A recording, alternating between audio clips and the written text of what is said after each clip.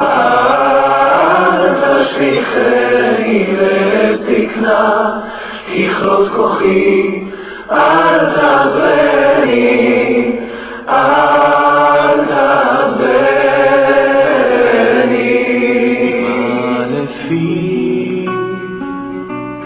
תהילתך, מה לפי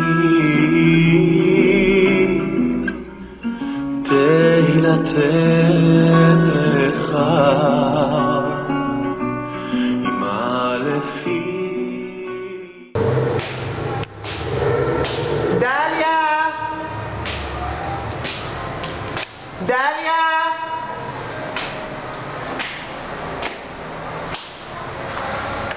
דליה!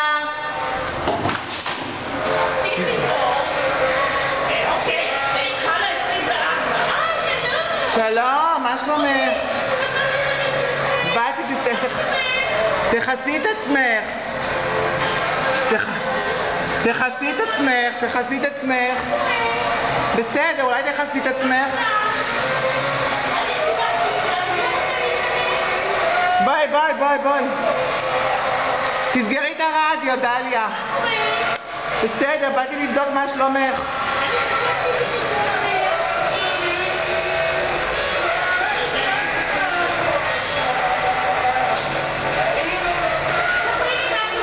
בסדר, תסגרי את עצמך.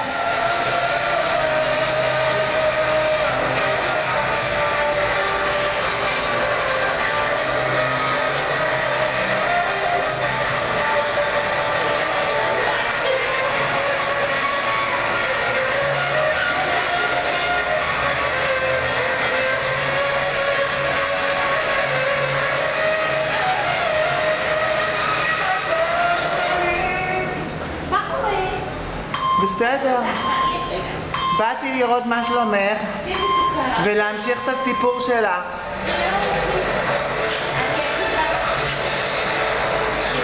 אולי תכבי את הרדיו?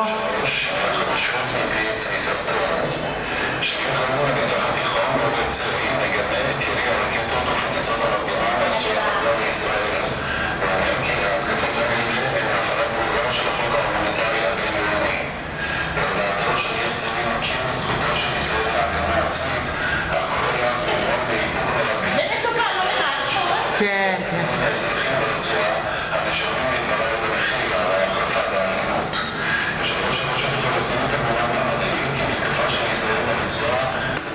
דליה, הרדיו, תכבי את הרדיו. תוציא את הרדיו, דליה. תכבי את הרדיו, נשמע אותך.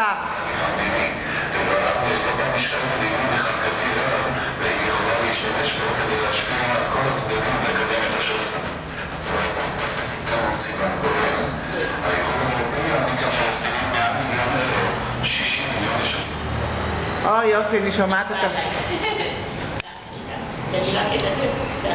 באתי לראות מה שלומך היום. העליתי את הסרט שלנו לאינטרנט ואנשים כבר התחילו להגיב. התרחצתי קצת, רגע, אני רק אנגל פה. ואני שמתי את הכניסה בתוך הגלי פה, ושתקתי אותה, אבל אין לי איפה לתלות, אני מחכה להתייבש, אני שמה על הכיסא הזה. ופתחתי את החלון שזה יתייבש. ופתחתי את הפריס, אבל נראה לי קצת קר אחרי המקלחת. לא, זה בסדר, זה מקלחת, אבל כשמות בקיר. לא, בצדם, אני לא צוחקת, ממש לא. לקחתי את האנגלי, כמו שאמרתי לך, יש פה את הפלטה. לקחתי את הסיר, 2 בקבוקים, וקצת נתתי בשמפון ומרכך שיער, והרבבתי. פופודיק, כמו ברק. ואחר כך שפכתי את זה לדלי, ובלי הדלי עם הפיצה ודחקתי מכף רגל ועד ראש. ולקחתי את המגזת, ולקחתי חולצה ונעלי הבית, קרצתי לספה. והתלבשתי והתלבשתי מהר, ולקחתי את נעלי הבית וחרמתי את החצאית. אבל זה לא חיים! זה לא חיים! אז בבוקר... אני באה אליך קצת תנגף, נכון? חייבים. אז ירדתי למטה, העגלה שבורה והליכון שבור. אז אני יורדת מדרגות, זה בסדר, נכנסת המרקה, ואני מגיעה למטה לקומת המסד. אוקיי. אז אני מדדה החוצה כמו פיגועים, כמו קנגרו. ממש. אני ירדתי למטה, וביקשתי, יש לי מישהי מחלק ישראל היום את העיתון כל בוקר. אז אני פריטים של עיתון. אוקיי, אז אני יורדת למטה, ותמיד יש איזה נחמד שתביא לי את העיתון ממול. יש שם, על יד השילוט של הגול, נכנסה לסנטר, יש אחת בלבוש אדום וכיפה אדומה, אני קוראת לה. הכל אדום, גם הכובע. אז מביאים לי את העיתון. ואם אני צריכה גם משהו מהסופר, אז לפעמים, את יודעת, מתוך 100 איש, אחד מוכן. אז לא נעים לי לבקש, אני לא... זה קורה. אז אגרתי לי מזון לשבוע, אוקיי? והוא כמעט נגמר. כמעט. זאת אומרת, הם הקדימו את הקצבאות, היה ברדיו, במקרה שמעתי, והיה לי מזל, הם הקדימו את הקצבאות בגלל חג המולד. הקדימו מ-28 ל-23, מחר זה 23 לדצמבר.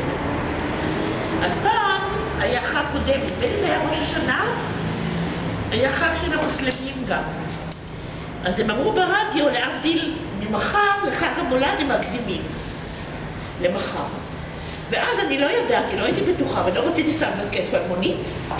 אז שלחתי מישהי לדואר, שם מחלקים המון קצבאות, אז היא הלכה לשאול, תגידי לי בבקשה, הקצבאות פורסם עליהן ברדיו, אוקיי?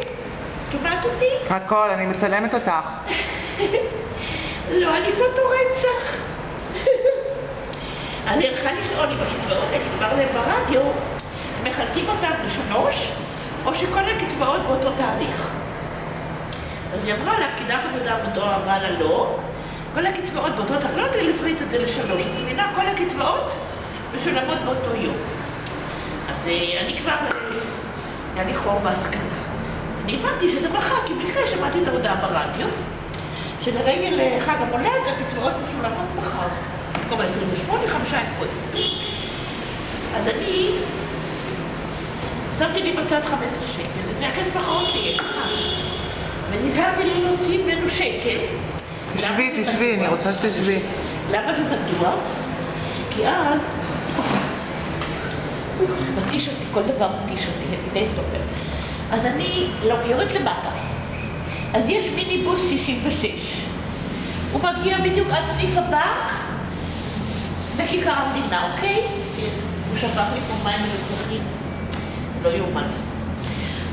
לכן כדי מה שהוא עשה שם, זה לכלוך. בחדר של הילדים לשעבר, הוא לקח את המים, תסתכלי מה שנעשה שם. ולקח לי את כל האקונומיות. ואני קונה תמיד 4 במשלוח. אז הוא לוקח איזה דקות המדרקות, אני אין כוח שצריך. וזה הפרט הקטן בין הגניבות, זה הסעיפים האחרונים, החינוכים. דליה, יש לי שאלה אלייך. תגידי, את יכולה לספר קצת איפה נולדת, איפה גדלת, מי ההורים שלך? הכל. מה, יש לך ילדים? איפה הילדים שלך נמצאים? כן, הכל אני אספר. רגע, אבל כתבתי את עכשיו, אז אני יורדת למטה. לוקחת את המיניבוס 66. כן. בדרך כלל הם לא עומדים לעלות, כי הם מכירים אותי כבר עד שהיא עולה, וזה אין לנו זמן. אז למדתי את השיטה, אני אומרת מישהי תעצרי לי אותו. כן. אז היא יוצרת, מעלה לי את ה... עכשיו אין לי את העגלה, אבל אני דיברתי איתו קודם, נורא כעסתי. אז אני... זה לא נוח. זה משהו נוח. אז אני אתמך ומישהי מעלה אותי למיניבוס, הוא עומד פה. כן. על יד הפלאפל האורגני. כן. אז אני יורד שם, בדיוק מול הבנק. כן. ולוקחת מושבת את הכסף, ואחר כך, וואלה כיף, אני יכולה קצת לנשום, קצת לעשות חיים בזה. ממש, את יודעת, בצנעה, מאוד בצניעות. כן. אז מה, את יכולה לספר לי קצת על החיים שלך לפני... רגע, לאן זה הולך? אני רוצה, תראי, אני אגיד לך משהו, אני עושה לך דוקומנטר, אני עושה לך סרט דוקומנטר. ולאן הוא הולך? קודם כל לאינטרנט. אני העליתי כבר אתמול את החלק הראשון של הסרט. אני לא רוצה לראות בציבור פה מסכנה. אבל את יודעת אבל תראי מה קורה לך, תראי מה קורה, את חייבת עזרה. לא, אני יודעת. חייבת עזרה, אבל עכשיו... אני צריכה מטפלת, הם לא נותנים לי ביטוח לאומי, בעובדת הסוציאלית הזאת, שרית פוקס, היא עושה לי... את אישה נכה, אישה חולה, אישה ערירית. אני לא כל כך חולה, כמו שאני נכה ברגל. אז את חולה? והרגל, אני לא חולה, אני לא רואה את עצמי חולה, אני רואה את מוגבלת פיזית. בסדר, אני לא, אוקיי. אבל אני לא חולה ממש, המצב הפיזי, חוץ מהרגל... קשה לך ללכת, אבל את מדדה. הבעיה היא זאת. והייתי בבית חולים, ואתם שחררו אותי יותר מדי מוקדם. ואמרתי שזה כבר במשך שנה את ככה, נכון? יותר משנה. זאת אומרת, היה... מהתאונת דרכים. השנייה, זה לא הראשונה. ושחררו אותי בבית חולים, התאונה השנייה, והפצע עדיין לא הגליד. 5 חודשים, לא, זה היה בדצמבר, ב-14 באפריל. אפריל, מאי, יוני, יולי, אוגוסט. כן, אני רשם, כן. עדיין לא הגליד. עדיין לא.